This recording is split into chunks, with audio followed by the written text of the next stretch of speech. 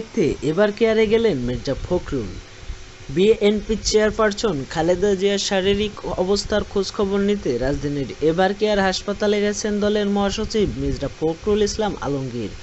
শুক্রবার রাত 9:15টার দিকে হাসপাতালে পৌঁছান মির্জা ফখরুল। হাসপাতালে তিনি 1 ঘণ্টার মতো অবস্থান করেন। গত 21 জুন দিবাগত রাত 3:30টায় গুলশান বাসায় ফিরোজায় হঠাৎ অসুস্থ হয়ে পড়েন খালেদা জিয়া।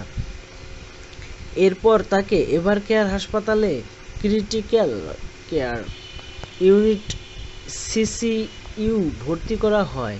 এদিকে শনিবার দুপুরে নয়াপল্টনে বিএনপি চেয়ারপারসন বেগম খালেদা জিয়ার মুক্তির দাবিতে দলের পক্ষ থেকে সমাবেশের আয়োজন করা হয়েছে।